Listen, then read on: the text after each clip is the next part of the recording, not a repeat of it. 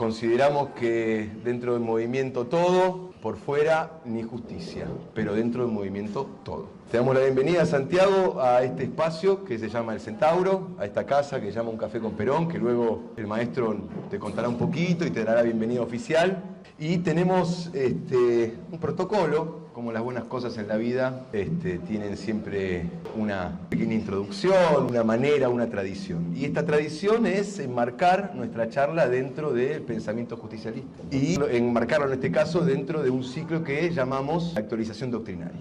Ese ciclo tiene ya, desde el año, desde que perdimos que estamos intentando actualizar nuestro movimiento. Pensamos que es lo que debemos hacer, teniendo en cuenta el grave peligro que corre la patria y teniendo en cuenta que es un momento para construir sentido. Ellos por ahora lo tienen, ellos por ahora lo imponen y es momento de retomarlo, de recobrarlo y de resignificarlo. Por eso siempre tenemos la costumbre de traer al general para que él nos ilumine con su palabra.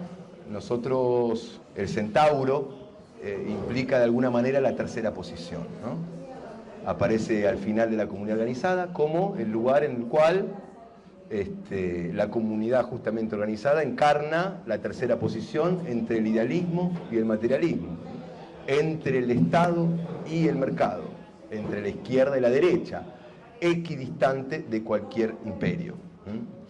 Por ende, en ese ciclo y en ese afán, en esa épica justicialista que debemos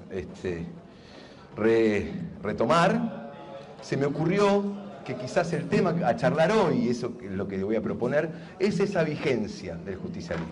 Y la única vigencia de algo como un movimiento de pensamiento tiene que ver con el sujeto que todo lo construye, que todo lo revoluciona, que todo lo articula y que todo lo hace aparecer. Eso es el pueblo.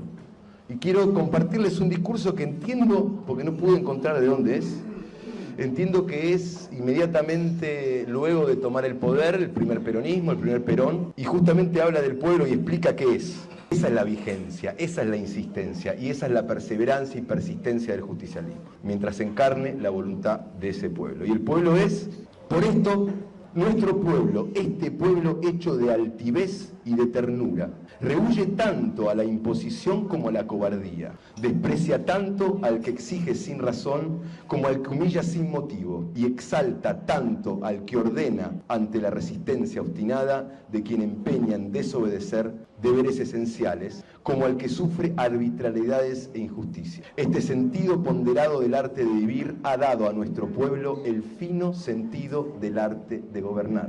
Para ello, reserva al hombre las grandes virtudes individuales de la creación artística, del perfeccionamiento cultural, del cumplimiento de los deberes que le incumben en su esfera privada de acción y en el dominio y manejo de su conciencia. Por esto, la Constitución argentina, aquella, proclama intangible el sagrado interior de cada ser humano y otorga al pueblo el manejo de la cosa pública por medio de los representantes que él mismo elige y aún más, depura su elección, cribando en segundo grado la designación del primer magistrado y de los legisladores senatoriales, como para afirmar merecimientos antes de otorgar definitivamente las investiduras. Pueblo que sabe compaginar tan equilibradamente el empuje individual del hombre en su imaginación creadora, puede arder en subversiones del orden aceptado con la inercia que las colectividades saben oponer a las improvisaciones de la fantasía. Puede afrontar la más grave crisis sin que pierda la serenidad salvadora que se necesita en el momento decisivo. Esta serenidad salvadora necesitamos en esta hora trascendental. Esta serenidad salvadora nos dirá a nosotros, dirá a todo nuestro pueblo, dirá a todos los pueblos del mundo y los brazos abiertos a todos los hombres de buena voluntad que sepan respetar a su Dios, sus instituciones, sus leyes y su modo de ser. Es palabra del Señor. Con ustedes, el compañero Santiago Cuyo. Muchas gracias. No, por favor. Muchas gracias. Dicen que lo importante es llegar puntual al momento del combate. Así que les pido disculpas por llegar tarde a la charla. Tenemos por delante un desafío de una envergadura que pocas veces nos tocó generacionalmente vivir, y en particular yo creo que estamos en la expresión más satánica, más desbordante y pornográfica de la ocupación. ¿Un café? Sí. Sí. Y digo ocupación porque yo considero el actual gobierno un gobierno de ocupación. El origen legítimo de carácter electoral no convalida el accionar y la ruptura del contrato social aún con quienes lo votaron. Porque fue obvio y evidente que, lejos de ser cierto de que el actual energúmeno que está en la Casa de Gobierno haya advertido lo que iba a hacer, cosa que es absolutamente falsa, y está detallado a lo largo de la campaña, incluso en los debates con Massa, la afirmación de la negación de lo que finalmente hicieron, que muestra claramente a qué vinieron, que son los herederos de Martínez de Oz, de Alzogaray, de Macri, y son la continuidad histórica de lo que anunciara el rabino Berman, que es la división y partición del territorio argentino como objetivo final, que es transformar a la Argentina en Yugoslavia o Palestina. Y han encontrado, después de un larguísimo trabajo, eficiente por cierto, iniciado el 24 de marzo de 1976, la construcción de su revolución. Su revolución ha sido la batalla cultural que nosotros hemos perdido, porque la mayoría del pueblo argentino ha aceptado pasivamente y ha legitimado activamente que nuestros valores no los representan, que nuestros valores no les son propios o que nuestros valores les son desconocidos, en el caso tal vez de los más jóvenes. Cuando el compañero decía, desde que perdimos, yo le iba a preguntar a cuál de todas las derrotas se refiere. Si es a la meramente electoral de hace un rato o la derrota de la batalla cultural, que es mucho más grave que perder una elección. Nosotros venimos perdiendo y la derrota no es electoral, la derrota electoral es una circunstancia. Perdimos el año pasado y perdimos hace 5 años, con Alberto Fernández también perdimos. Y quedó demostrado en los últimos 4 años donde se consolidó la pavimentación del retorno de quienes siempre fueron sus socios en definitiva, porque ese personaje siniestro, mediocre, bufón del sistema de expoliación de la Argentina, les fue absolutamente funcional en detener cualquier proceso de consolidación de lo que tendría que haber sido volver mejores, decía alguien. Y la realidad es que nunca volvimos, fue una pesadilla de 4 años. Personalmente estoy convencido que la pandemia estiró la vida de un gobierno que estaba acabado a los 3 meses que había asumido. Para marzo de aquel año ya el gobierno de Alberto Fernández se había terminado. La decisión de los nombramientos había llevado al Ministerio de Economía a un amigo personal e íntimo de Sturzenegger, con el cual se había sacado una foto cuando Sturzenegger asume de presidente del Banco Central de Mauricio Macri. Y está la foto del exministro de Alberto y Stiglitz, su jefe ideológico y amigo personal, en el despacho de Sturzenegger, muy sonrientes, dándole colaboración, apoyo e imagen al acuerdo que tenían con aquel presidente del Banco Central, hoy autor ideológico, según narran desde el oficialismo, del plan en curso junto a Caputo. Nada bueno podía salir de la llegada de Guzmán, nada bueno podía salir de una Cristina Kirchner que, más allá de todo y perdonándole todo y olvidándonos de todo, un día apareció y dijo: somos capitalistas y creemos en la Argentina bimonetaria. Ni Alzogaray se animó a tanto. Y aparte lo daba como clase magistral. Un título que le queda grande a cualquiera menos a Einstein, ¿no? O sea, clase magistral es como que está reservado a ciertos valores y condiciones personales que no reúne Cristina. Pero el título era ampuloso, ¿no? Clase magistral. En esa clase magistral le decía a los jóvenes: somos capitalistas y hay que ir hacia la política bimonetaria. O peor, lo asumía como un rasgo cultural de la sociedad argentina. O sea, mucho peor, porque le daba identidad cultural al fenómeno bimonetario.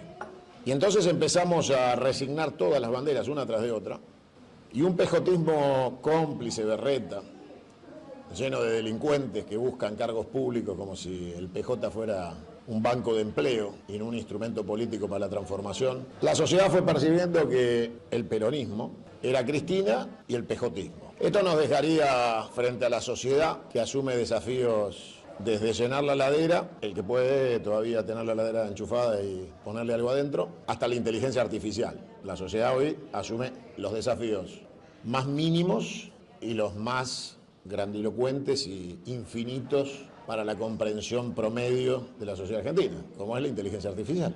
Con lo cual, el ciudadano argentino, ni siquiera patriota, el ciudadano argentino, que vive en el territorio poblado y no en la patria de los argentinos, porque convivimos temporalmente en dos espacios distintos. Los patriotas y los habitantes del territorio poblado, que circulan con DNI argentino, porque nacieron dentro del territorio poblado y el Estado les entrega un DNI, y eso los constituye en ciudadanos y nada más. Tienen su documento, pagan impuestos, compran la leche y pagan el IVA. La Argentina les importa nada, absolutamente nada. Esa convivencia entre los que queremos un proyecto colectivo de nación y de patria con aquellos que viven en un territorio poblado, les importa un carajo si la Argentina desaparece o se transforma en colonia británica, o la dividen en 8 países como Yugoslavia, o nos bombardean como a Palestina, porque realmente no les interesa la utopía individual del monotributista que vive en un monoambiente y ha comprado un mecanismo de egoísmo que lo lleva a entenderse como un actor individual y no colectivo de una sociedad, con lo cual estamos frente al peor enemigo, que es nuestro vecino con el que convivimos, el tipo que te dice buenos días, buenas tardes y hasta por ahí juega la pelota con vos, pero que no tiene ningún interés en la lectura, ni en la comprensión de Perón, ni del nacionalismo, ni de ningún tipo de ideología, más allá de que no sea la nuestra, a sabiendas que cuando uno tiene una pertenencia ideológica ya tiene un enemigo. En el mismo instante que uno asume una posición ya se crea un enemigo. Y por supuesto, algún adversario. El adversario es táctico y el enemigo es estratégico. Nuestra formación doctrinaria, nuestra esencia de ADN, crea inmediatamente el enemigo con el cual convivimos desde la fallida independencia argentina, que no existe y nunca existió. Venimos conviviendo en una lucha permanente en un edificio sin terminar. Es una estructura de hormigón la Argentina que nunca llegó a ser edificio, en donde distintos sectores se pelean por la administración de un consorcio que no existe, porque estamos a medio terminar. Y en la Argentina las obras gigantescas a medio terminar terminaron dinamitándose.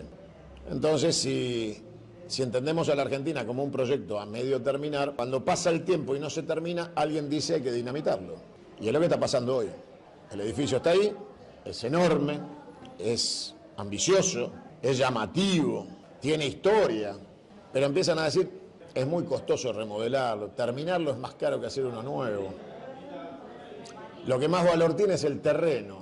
¿Para qué terminar esto, que ya tiene 40 años sin terminar, 200 años sin terminar? Y entonces viene uno y propone la demolición. Y un montón de gente que está cansada de vivir entre escombros y el proyecto que no avanza. Y hacemos un piso más y se vuelve a parar la obra, no le entregamos la llave a nadie. Empieza a decir, che, tiene razón, vamos por algo nuevo, rápido. Las paredes no van a ser ladrillo, van a ser de Durlock. El edificio no va a durar 100 años, va a durar 20. Pero a mí qué me importa, yo me muero. O sea, yo lo que quiero es vivir bien ahora. Y entonces ya no hay vocación de trascendencia, ni de proyecto colectivo, ni de identidad patriótica. Hay un hoy, ya, ahora, el minuto a minuto televisivo. No mide, sacalo. De eso es un montón. Y entonces en este momento la sociedad argentina está en el minuto a minuto.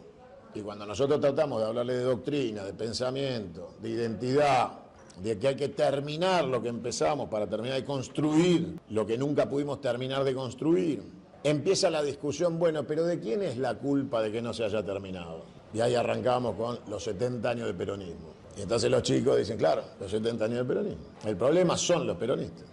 Los radicales están a salvo porque ellos mismos se encargaron de matar a Lema y Irigoyen, así que no corren riesgo.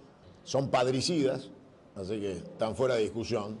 No sufren los avatares de la discusión ideológica porque resignaron cualquier debate ideológico, cualquier pertenencia a la Revolución del Parque, a la forja que sirvió de puente entre el irigoyenismo y Perón. Abandonaron, ¿no? Homero Mansi, andá a contar quién es, Caureche, si te he visto no me acuerdo. Entonces ellos rápidamente arrancaron con Alfonsín, ¿no? O sea, el radicalismo nació en el 83, listo, de ahí para acá, y el resto no sé, no me acuerdo.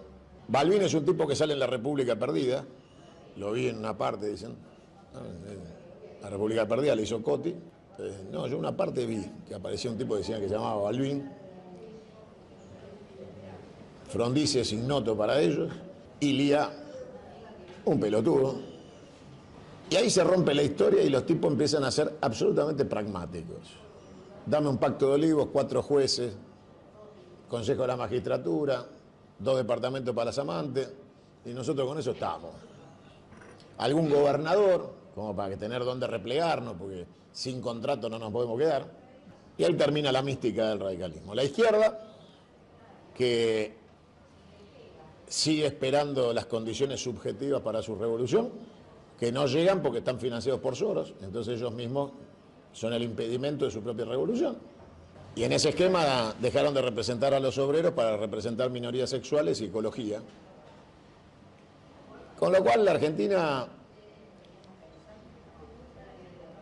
tiene todavía en nosotros, en las generaciones que hemos dejado de ser jóvenes, un proyecto posible 40 años vista. Y si no hacemos pie y convencemos a las nuevas generaciones que hoy integran el 60% del padrón electoral que hizo presidente a este degenerado mental, vamos a desaparecer. Y estas reuniones van a ser cada vez más chicas y nuestro protagonismo social va a ser cada vez más intrascendente. Con lo cual tenemos el desafío de persuadir a la juventud de la inteligencia artificial, las redes sociales, el minuto a minuto, el online, la vida hoy, ya y ahora, la posverdad, la mentira que viaja más rápido que la verdad, la lucha contra el lawfare. Si no aseguramos una batalla en esos términos que podamos ganar, estamos escribiendo las últimas páginas de una bonita historia. Y el título del libro va a ser Autopsia de la Argentina. Ahí vamos a contar por qué fracasamos, cómo perdimos una elección, si hubiéramos hecho eso a su momento y no nos hubiéramos equivocado. Pero la realidad es que las explicaciones son excusas y las excusas son las explicaciones de un fracaso. No pudimos, y ahí empezamos a explicar por qué no pudimos, si lo hubiéramos hecho. Y la realidad es que hemos sido derrotados electoralmente y culturalmente. No hemos sabido ayornar los instrumentos, hemos sido ganados por una banda de fascinerosos que desde la política, entre comillas, con términos radicales, como el operador político, un invento de la coordinadora radical en el 83, un término nefasto, creado por esa coordinadora socialdemócrata para justificar que los punteros habían elevado su condición a la de operador. La realidad es que no operaban nada porque no eran médicos y tampoco eran choferes de algún balancín ni de una grúa, así que la verdad es que no operaban nada, eran simplemente valijeros y pasadores que transformaron la democracia moderna en un negocio de corrupción para la... Por eso yo, hace mucho tiempo, definí mi identidad confederal, renuncié a cualquier aspiración republicana y trabajo para ver a la República enterrada, sepultada y sin ninguna posibilidad de sobrevida, porque ha sido un instrumento de saqueo de la Argentina. Después de la batalla de Caseros, fuimos saqueados los bonaerenses. Estamos en territorio bonaerense, saqueado a la provincia de Buenos Aires, transformado en capital federal por los unitarios, con un proyecto centralista y de transferencia de la renta. Las provincias no existen, las gobierna la ciudad de Buenos Aires, y el puerto, que da nombre a la palabra porteño, es el camino de expoliación de los recursos naturales de la Argentina, que no debe ser industrial, que no debe ser tecnológica, y debe exportar insumos primarios y en ese esquema tener la menor cantidad de población posible y lo menos molesta posible. Con lo cual la cultura del trabajo, la organización sindical, la educación, son todos términos a aniquilar. Y después de la batalla del 82, que a pesar de los esfuerzos de desmalvinización, fue una batalla que estuvo a 7 días de ser ganada desde el punto de vista militar, se consolida en el avance inglés finalmente el armisticio de Puerto Argentino, y después de eso la OTAN decidió que la Argentina debía desaparecer, según los consejos de Churchill, como un peligro hacia el occidente, que se había atrevido a desafiar a la OTAN con importante éxito en términos de bajas, de logística y de hombres en materia de desafío de una pequeña potencia militar como era la Argentina contra la estructura de la OTAN y la primera flota naval del mundo.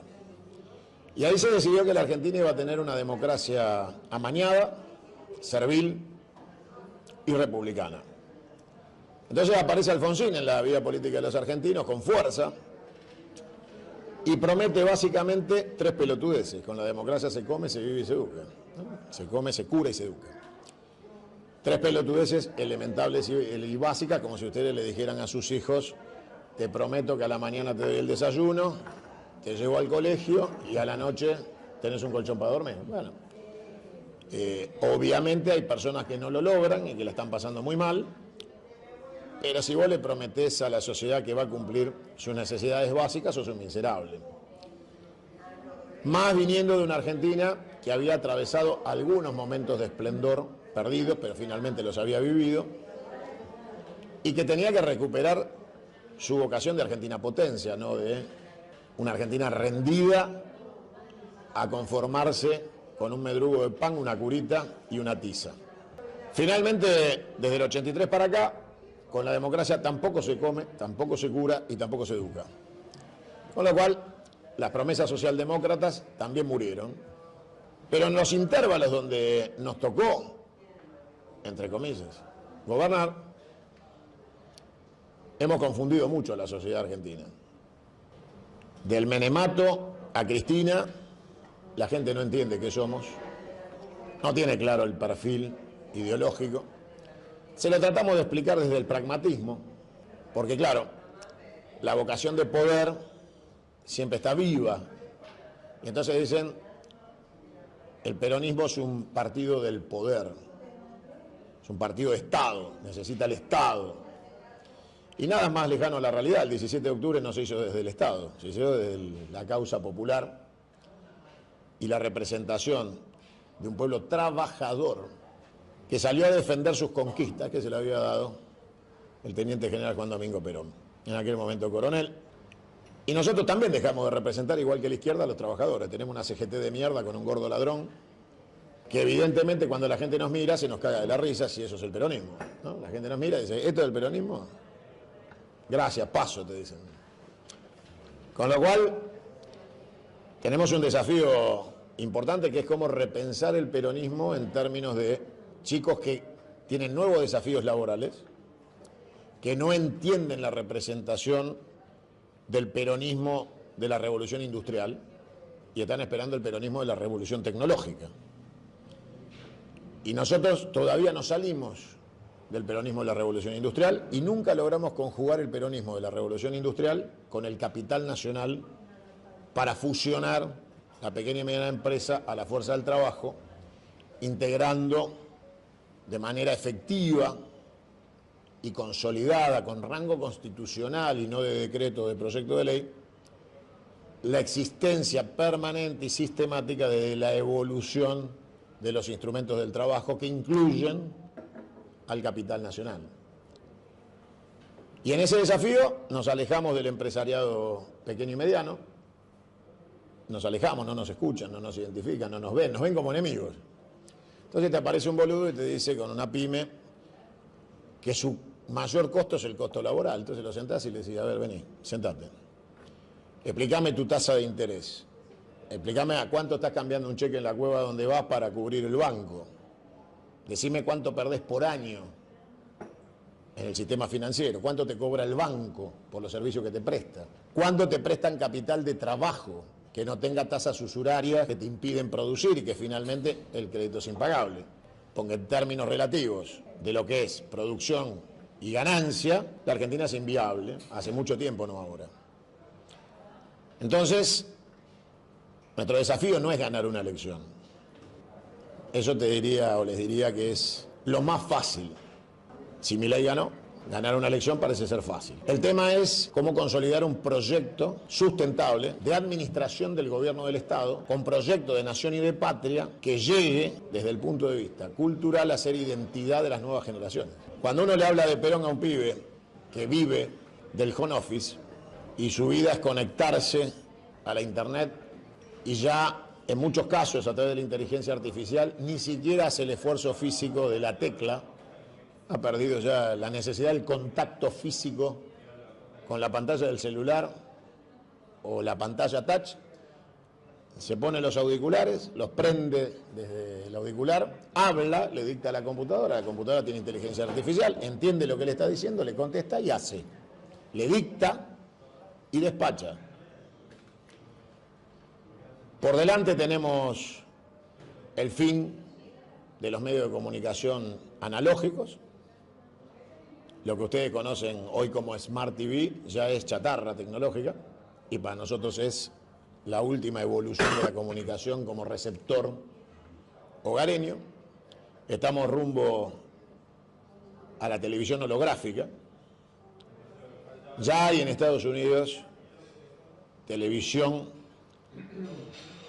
que se está desarrollando en etapa de prueba, pero existe ya de forma material, con antiparras que permiten a uno fijar distintas pantallas al mismo tiempo en distintos lugares de la casa, transitar por la casa y conectarse con la pantalla que uno dejó en el comedor, que es distinta a la que puso en la cocina, que es distinta a la que está en el baño, y la antiparra identifica las distintas pantallas que uno dejó abierto. Y para ir más lejos, podés trabajar el touch intangible. Ves la pantalla, movés tu dedo, la pantalla lee y estás conectado y trabajando exactamente de manera intangible. Como todo eso ya está y viene, nuestra pelea, que hoy es por la comida, o sea, hemos vuelto 100 años para atrás, estamos discutiendo si el pueblo argentino come, si el pueblo argentino tiene derecho a operar un jubilado, cuánto va a ganar un jubilado y si con eso está en condiciones de sobrevivir a este acto criminal que se está llevando adelante en la Argentina. Con lo cual, como en el juego de la oca, la Argentina siempre vuelve 20 pasos para atrás y a todo gobierno de origen popular, aunque no lo sea en la gestión. Nadie puede creer seriamente que el gobierno que terminó de Alberto Fernández y Cristina ha sido popular. Nadie puede sostener semejante pelotudez. De hecho, los trabajadores no nos acompañaron porque claramente durante 4 años le cagamos la vida de manera sistemática y vieron en un gobierno que supuestamente era popular la consolidación de una clase política cuasi perversa desde el punto de vista de su origen pseudo popular supuestamente, que como nunca los usó de carne de cañón. Si a eso le agregamos las fiestas en Olivos, los negocios de los seguros, no haber repuesto la ley de medios en 4 años, Mauricio Macri hizo un decreto de 3 renglones para anularla, era un decreto de 3 renglones para reponerla, porque lo que se quita por decreto, se implanta por decreto.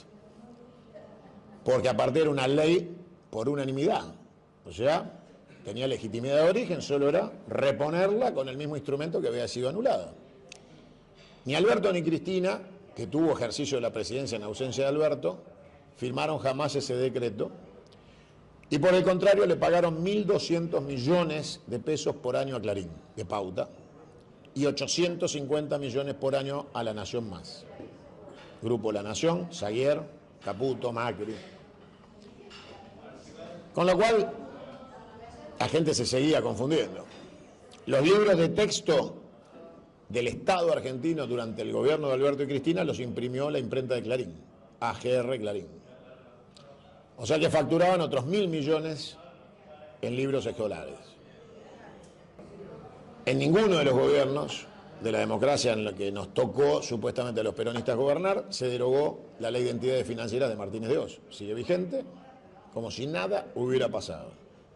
Nunca se intentó ni en el mejor momento de Cristina la reforma de la Constitución para impedir este tipo de bestialidades que hoy se están llevando adelante. O sea, darle rango constitucional inamovible a ciertas situaciones de Estado para que no venga un loco desquiciado y te clave un DNU para lotear la Argentina, y mientras estamos charlando acá, en este mismo instante, están destruyendo la Argentina, legalmente, porque el DNU está vigente.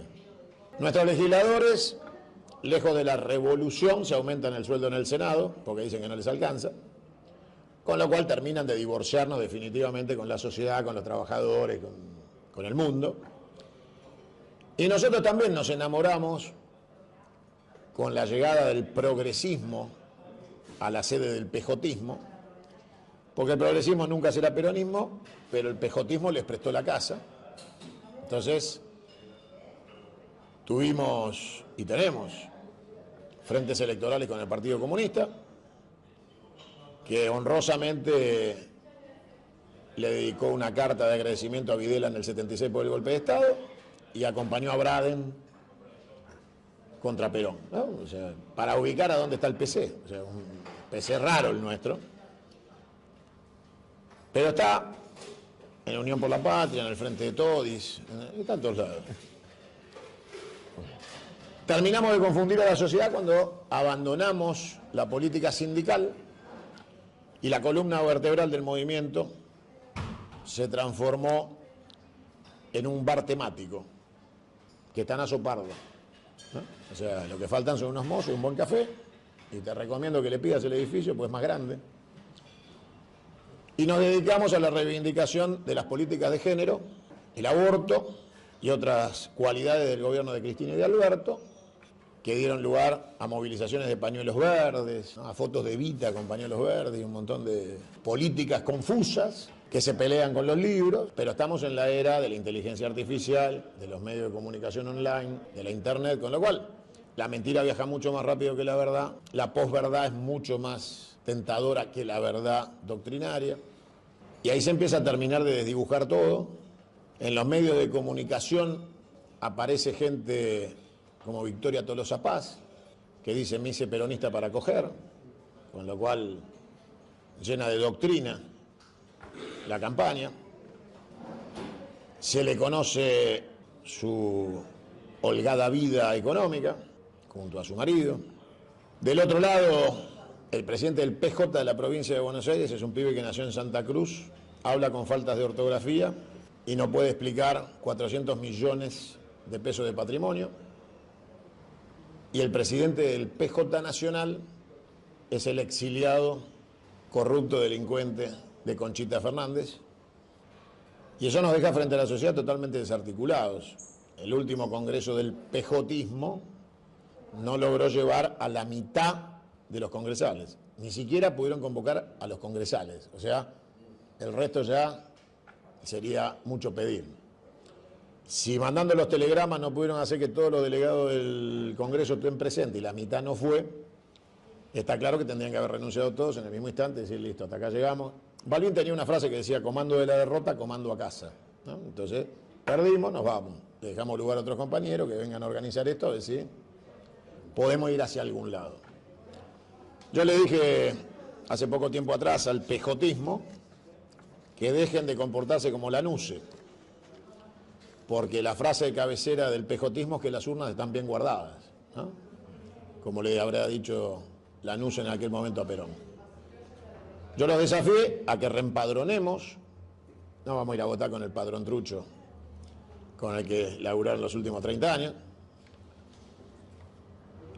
Creo que la última afiliación la convalidó ante la justicia el viejo chorro de Landó.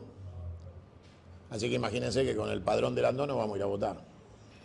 Pero que si tienen ganas de hacer una reconstrucción honesta, movilicemos a todo el peronismo en todo el país para una reafiliación masiva que blanqueemos honestamente quiénes son los peronistas que quieren ser parte del PJ y se afilien de cero.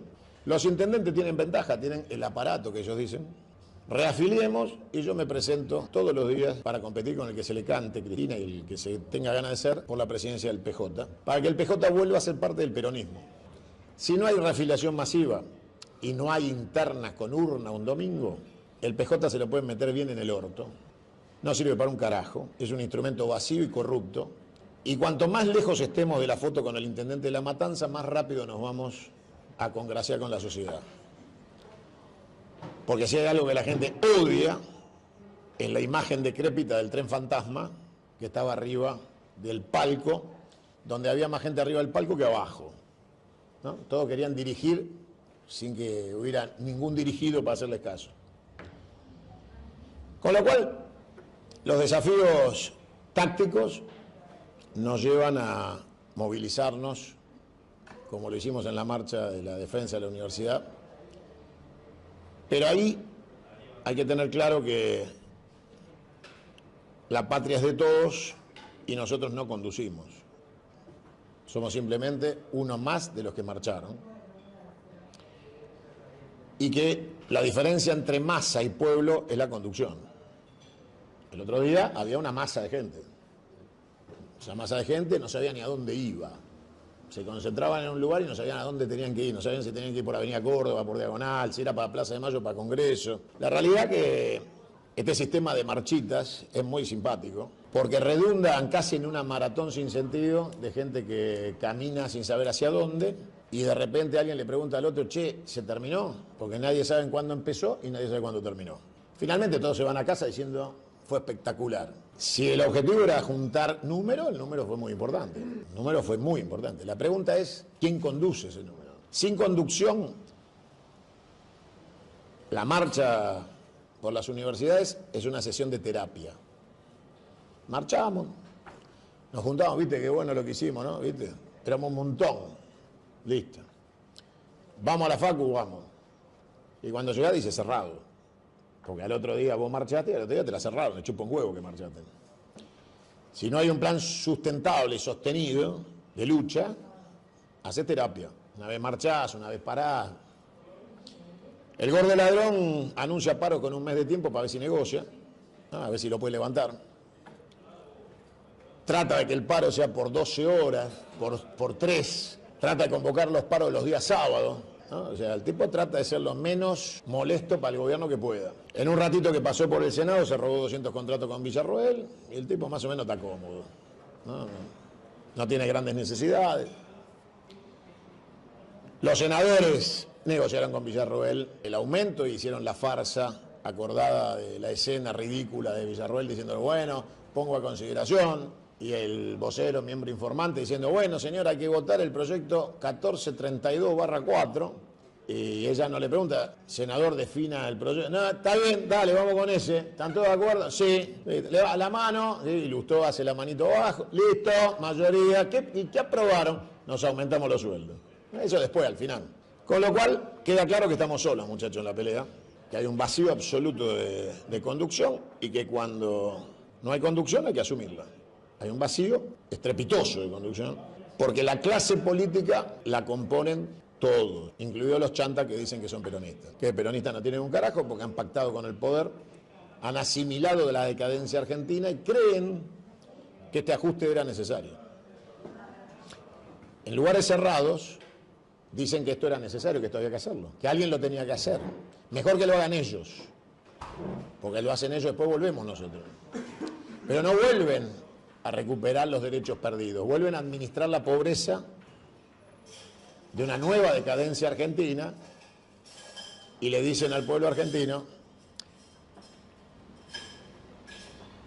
que no podíamos evitar caer, era imposible no evitar caer, porque la macroeconomía imponía un ajuste, el dólar está atrasado, con este dólar no se puede exportar, las tarifas están atrasadas. Con estas tarifas nos quedábamos sin luz. Esos argumentos se escuchan en los senadores, diputados, intendentes y gobernadores que dicen que son peronistas. Con lo cual no sabes si estás escuchando Alzogaray es el más visible, es el tipo que ostenta su traición, que está alegre de ser un cipayo, de colaborar con el enemigo y prestarse al circo mediático. Ayer estuvo orgulloso de impedir el tratamiento del quórum para el aumento del presupuesto universitario. Se encargó de él personalmente que no bajen los diputados para habilitar el quórum.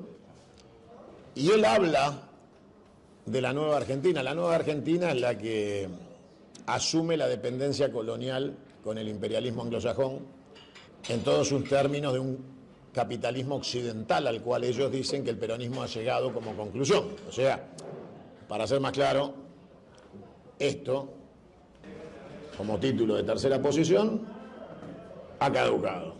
Pichetto dice que Perón se equivocó y que nosotros somos capitalistas occidentales. El problema no sería que lo diga Pichetto, también lo dice mi amigo Guillermo Moreno. Entonces empezamos a tener más problemas todavía. Porque un tipo que se supone que vende un peronismo militante termina diciendo que somos amigos de Netanyahu, termina diciendo que pertenecemos al capitalismo occidental, termina reivindicando políticas económicas de mercado y termina diciéndonos que nuestra lucha tiene que ser para abaratar la góndola, negociando con los grupos concentrados, las 7 hermanas y los grupos productores de alimentos, para que el peronismo pueda darle yerba barata a la gente mientras se roban el litio, la pesca, el petróleo, el gas, el oro. Es un peronismo raro, peronismo que propone que la agenda popular es distraer a la gente en la góndola mientras le roban la casa. Mi análisis es un poco más radical desde el punto de vista etimológico de la palabra y no de la esencia del partido. Radical en términos de raíz.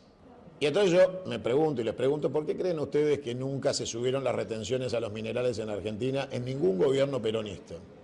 Se sigue pagando el 3% por robarse el litio, el oro, el cobre. Porque en la Argentina te dicen litio, el mineral del futuro. El litio ya no es del futuro, es del presente y va camino a su extinción. Tiene una vida útil que está en tránsito. Con lo cual no es el futuro, ya es presente. Pero el litio sin el cobre y los minerales conductores te lo metes en el culo. El litio por litio no sirve de nada. Necesita, para poder ser industrializado con el objetivo de comercialización, todos los minerales conductores. El cobre, por ejemplo. Argentina también tiene cobre, igual que Chile, de este lado de la cordillera, solo que ellos perforan hasta el lado argentino porque nosotros no tenemos minería de cobre, escasa, por la cual nos dejan el 3%. El oro, que Venezuela viene lingoteando desde la época de Chávez, como reserva lingoteada en oro, que es lo que ha salvado a Venezuela de poder comerciar con el mundo cuando se la bloqueó desde el punto de vista financiero y bancario, la Argentina lo vende por el 3%. O sea, enviamos 50 toneladas de oro con Macri a Londres, que es un lugar seguro para nuestro oro, y no lingoteamos nuestro oro, sino que se lo vendemos a empresas privadas que nos dejan el 3% del oro que declaran que se llevaron.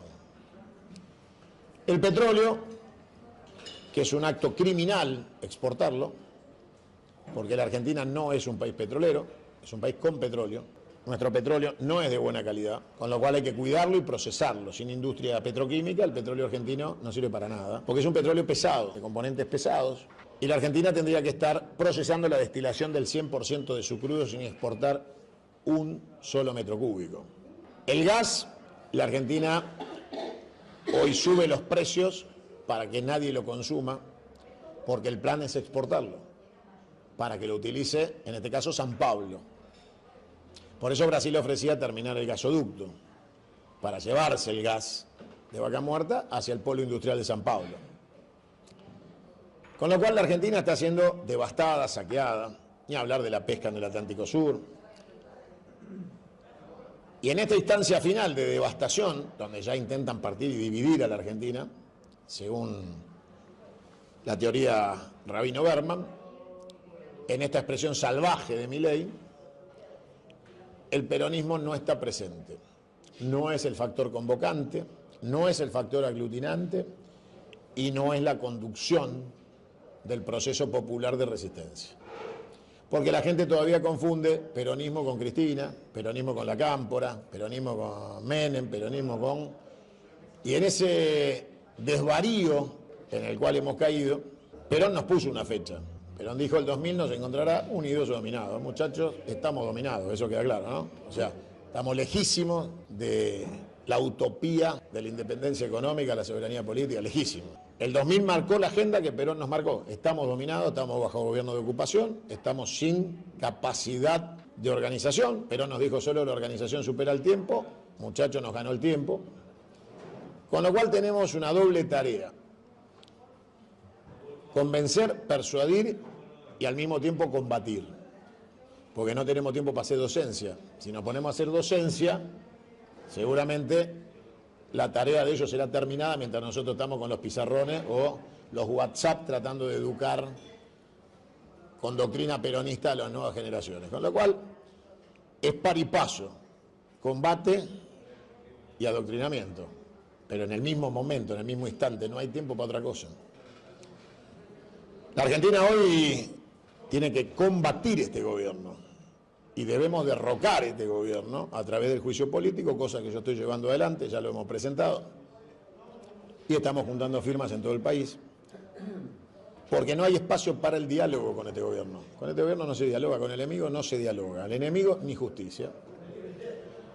Y Perón también cometió el error que después corrigió con el tiempo. Perón debió haber fusilado a todos los integrantes del 55, a Menéndez, a Rojas, a todos.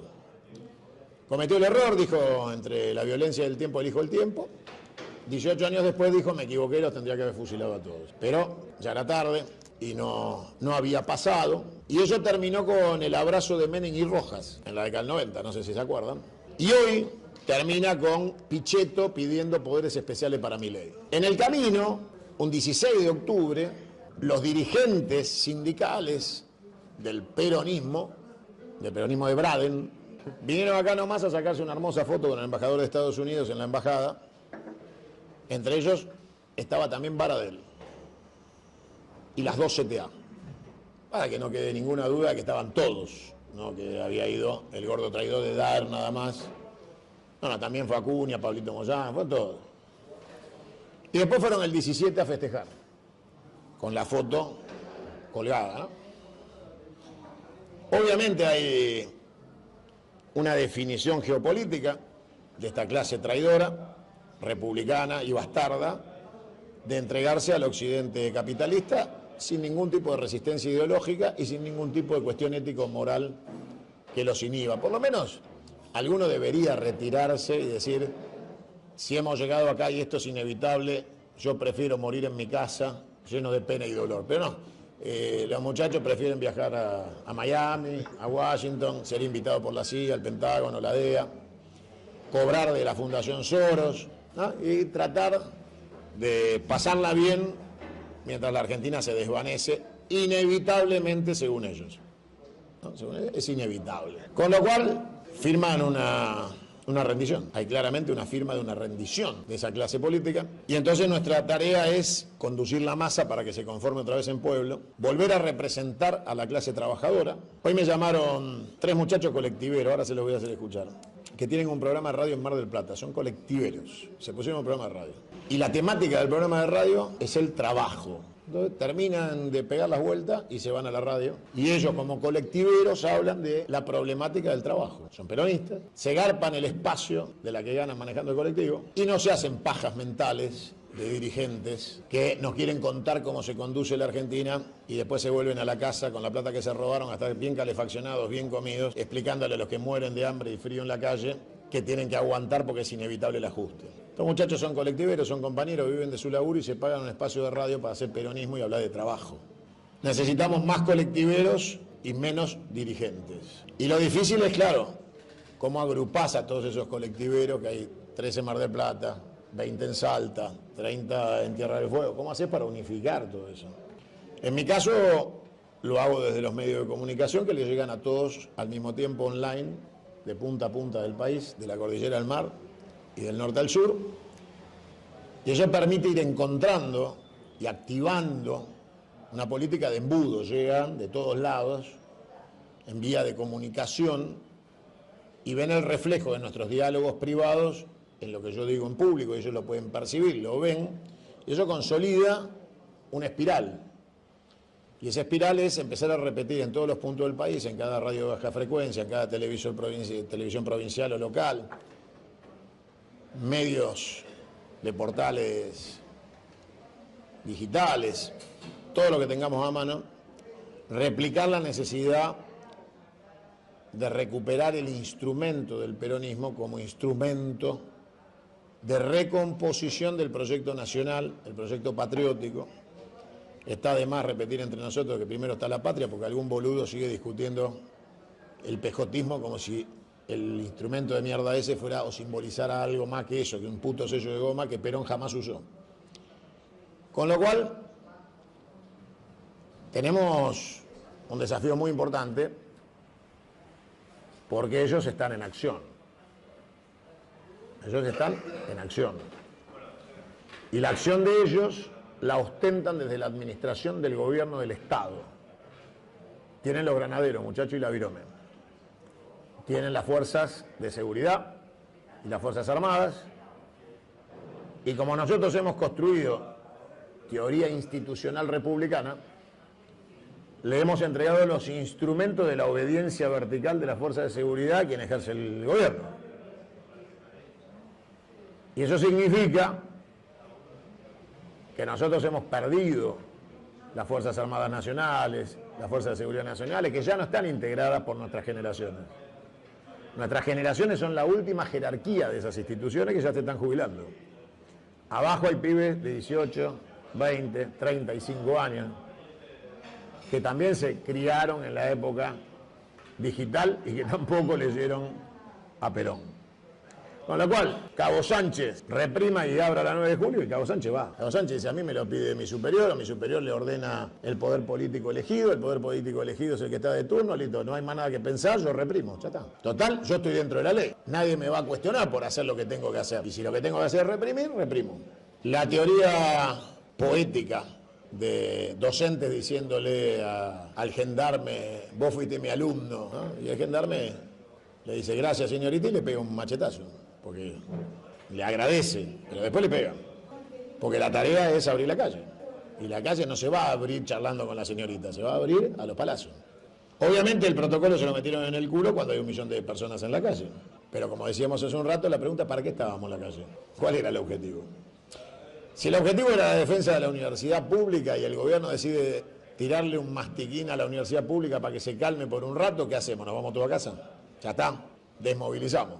Hicimos terapia, nos tiraron una moneda, la universidad tiene 6 meses más de vida, bueno, hasta dentro de 6 meses no hinchamos más las pelotas, sigamos estudiando. Y entonces la pregunta es, ¿qué es lo que hay que defender? ¿El salario, la universidad o la patria? ¿Puede haber universidad sin patria? Puede haber. ¿Puede haber buen salario en una colonia? Hay colonias con muy buenos salarios. La pregunta es si queremos ser una colonia con buenos salarios, un territorio poblado con universidad pero sin patria. Y obviamente quienes tenemos hijos, yo tengo 4, la más chiquita tiene 3, el más grande tiene 32, abarco toda la etapa generacional de la niñez hasta la adultez. Está claro que ellos tienen una visión del futuro en el cual tenemos que encontrar el modelo de patria del siglo XXI, que para ellos no se establece en los mismos términos que nos fueron enseñados a nosotros. La patria desde el punto de vista simbólico no les es propia, no encajan en la idea de la patria es la bandera. Los chicos no están ahí. De hecho, militan la cultura que se le ha inculcado del individualismo monotributista, viviendo en un monoambiente y de manera aspiracional. Esa manera aspiracional es que vos vas a ser elegido del sistema y no el perjudicado. Con lo cual, vos mantenete solo, haciendo lo que tenés que hacer y dejá que ellos sigan protestando y que sigan hablando de ideologías y de estados nacionales. Ustedes recordarán que con el globalismo, después de la caída del muro de Berlín, vino el invento de vos podés ser un habitante del mundo. Y el mundo no va a tener fronteras. Y vos vas a poder andar por el mundo y ser habitante del mundo. Y tu futuro está en cualquier lado del mundo.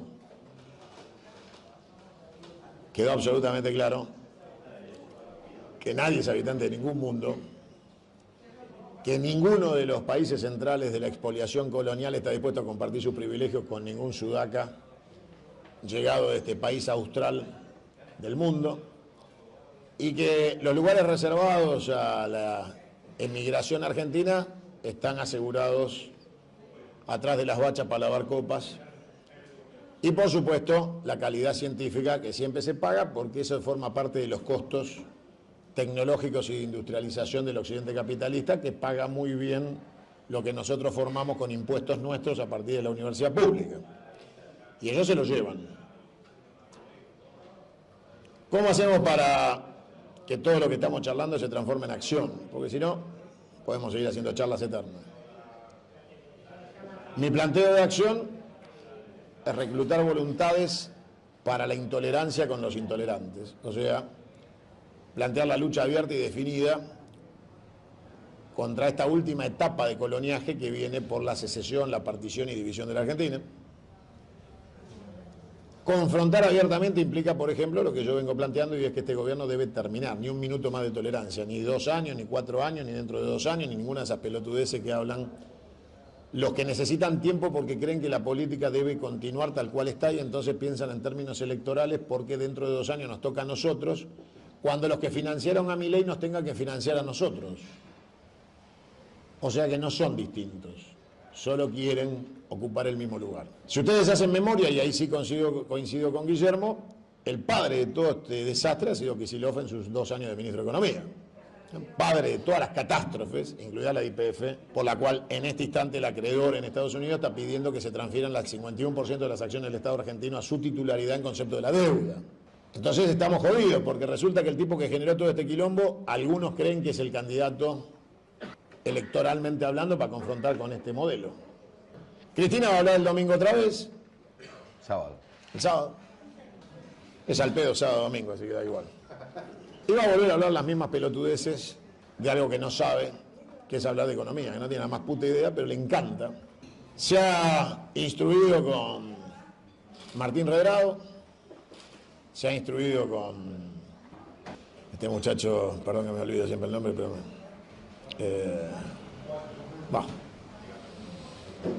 el chico que tenía a las chicas nombradas en el ministerio, Melconian, y últimamente ha convocado a un par de economistas libertarios para tener reuniones privadas, y sus dudas son: ¿Milei va a dolarizar antes de fin de año? ¿Va a conseguir la plata para dolarizar? Si dolariza nos caga, porque si dolariza nos gana la elección del año que viene, y no sale de ahí.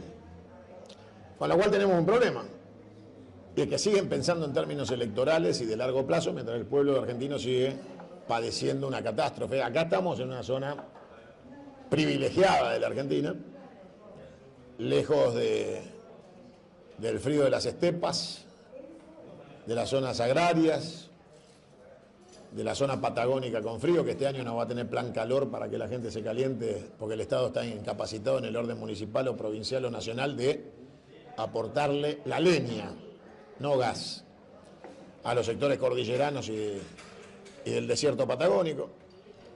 Esto incluye la comarca andina del paralelo 42, por ejemplo, ni hablar de Santa Cruz o Río Negro en su zona de cordillera. Todo esto es una triste realidad, por lo cual yo digo: señores, combatamos frontalmente, declaremos la existencia del enemigo, no del adversario, terminemos con el verso de que esto se arregla votando, porque votando tenemos 33 hijos de puta en el Senado que se aumentaron el sueldo y se cagan en todo. Votando tenemos 99 traidores diputados nacionales que ni uno plantea un escenario de confrontación abierta, ni uno ha pedido el juicio político. Los juicios políticos que ingresaron a la Cámara de Diputados todos son de particulares. No hay un solo diputado nacional del bloque de Unión por la Patria que haya presentado un pedido de juicio político. Con lo cual, si no entendemos que nos toca conducir y que hay que asimilar y asumir los riesgos de conducir, Y esos riesgos tienen que ver con que ellos van a hacer todo lo necesario para defenderse. Estos no son de la Rúa, no se van en helicóptero, se van tirando. Va a ser mucho más sangriento y difícil y definitivo. Porque el loco psiquiátrico es un loco psiquiátrico y el resto que está alrededor son el verdadero núcleo duro de la expoliación argentina. Son la más rancia oligarquía argentina. ¿Ya? Y esto, a mi saber y entender, termina como la película Plata Dulce. Lupi va en cana y Arteche se va a Estados Unidos. ¿Se acuerdan que el final de Plata Dulce es Arteche la puta que te parió? Porque Arteche le hacía firmar a Lupi los documentos y Arteche, cuando llegó la policía, dijo: yo no firmé nada, yo no tengo nada que ver, yo era contratado. Es muy probable que Caputo se vaya en un avión un par de días antes, abandone el cargo y diga: yo era contratado. Que al loco lo dejen para que la gente lo linche, pero van a dejar la Argentina quebrada, devastada, secesionada, enfrentada. Si tuviéramos identidad en este momento, seríamos el faro de un pueblo que necesita creer para sacarse este gobierno de encima. Las encuestas que yo manejo, que son reales y no pagadas por los bandos, indican que la población argentina está altamente desconforme con este gobierno, pero no piensa hacer nada porque no sabe a quién apoyar. O sea, no tienen percepción del reemplazo. Entonces, la pasividad no es complicidad con el gobierno, sino el miedo al abismo. El miedo al abismo es, si luchamos contra este gobierno abiertamente, ¿qué viene después? ¿Vuelve Cristina? Ni en pedo. ¿Vuelven los peronistas? Que no son ni en pedo. Con lo cual, la sociedad en 120 días se hartó de este gobierno, pero en 120 días no ve con qué reemplazarlo. Por eso tenemos una tarea de visualización. Necesitamos que la gente visualice un proyecto nacional superador que le mejore su vida y la vida colectiva de los argentinos y convencerlos de que ser patria es mejor que ser colonia, en un tiempo donde el concepto de patria se ha desvanecido en el colectivo social.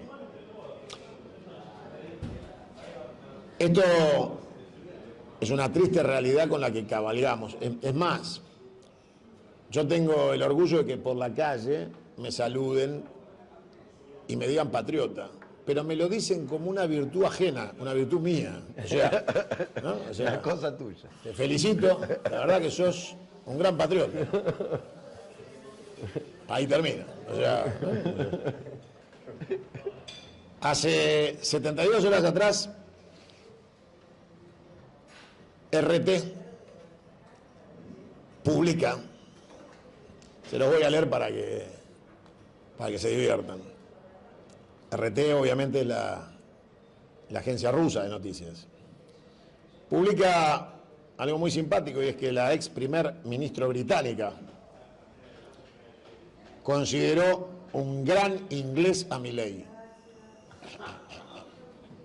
Pero lo dijo con convicción, ¿no? O sea, le preguntaron y ella dijo, la verdad, Milei. Y esto marca, ex primer ministra del Reino Unido dice que Javier Milei es su líder británico favorito. Bueno, a confesión de partes, relevo de prueba. Si los ingleses dicen que el líder inglés más importante de la época se llama Javier Milei, está todo terminado. El problema es que a ese dirigente inglés lo votaron. Argentino con DNI habilitado para votar. En su gran mayoría, chicos de 16 a 18 años. ¿Ustedes se acuerdan quién fue que habilitó a los pibes de 16 años a votar? Se los dejo difícil. ¿Se acuerdan? Es fácil, ¿no? Con la ley que habilitó a los pendejos de 16 años a votar, nos ganó Milei. Porque esos pibes de 16 años que no pueden votar absolutamente nada, fue un acto de demagogia del kirchnerismo para sumar, supuestamente ampliar derechos, que nos llevaron a ampliar la diferencia y la distancia electoral con la que nos ganó Milei. Porque todas esas generaciones de 16 a 18 años votaron masivamente en contra de la que hizo la ley, que era Cristina, y lo que unifica el oxígeno que le queda a este gobierno en 120 días de fracaso sistemático que va a llevar a una crisis definitiva. Esta es la mega supercrisis, es una supernova de crisis, donde se junta la financiera, la económica, la política, la religiosa, la cultural. Ese fenómeno fue creado por la que dijo que hay que tenerle miedo a Dios y un poquito a ella. En esa comparación mesiánica de ella con Dios, aparece Milei otra vez hace 4 días diciendo, en cadena nacional, esto es para siempre. Entonces uno dice, bueno, ¿qué diferencia hay entre una loca que se compara con Dios y un loco que dice que esto es para siempre en una democracia que vota cada 2 años, ¿no? Es muy difícil que alguien diga, esto es para siempre, si vos sabés que cada 2 años tenés que ir a votar y que finalmente el para siempre lo decide el colectivo social, no lo decide ni vos ni nadie. Y el problema es ese. El problema es que la gente rechaza a Cristina Eterna, que se compara con Dios, rechaza a Milei cuando se cree que es un dictador bananero, pero no ve a dónde ir, a quién seguir. Es más, Daer dice vamos a parar y la gente dice no, ¿qué? Vos me pedís, yo no paro. O sea, Daer pide el paro, yo no paro. Si tuviéramos un Ubaldini, el país estaría parado hace 2 meses atrás. Y todos estarían convencidos de parar porque es un referente creíble para los sectores del trabajo. Si tuviera Hugo, como la década del 90, parándole a Menem, diciendo vamos contra el proyecto neoliberal, la gente pararía. Si tuviera Lorenzo Miguel o Rucci, la gente pararía. Con Daer se nos cagan de la risa. Y los muchachos dicen, yo salgo a laburar. Voy a levantar el puchero y salen a laburar. Y por eso la CGT no convoca un paro por tiempo indeterminado, porque a duras penas no saben cómo van a hacer para sostener el del 9.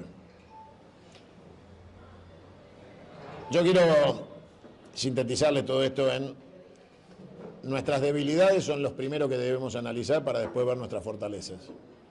Porque si arrancamos al revés, arrancamos equivocados. Arrancamos con un análisis erróneo. Hemos sido derrotados, como decía el compañero al principio, pero no en la elección.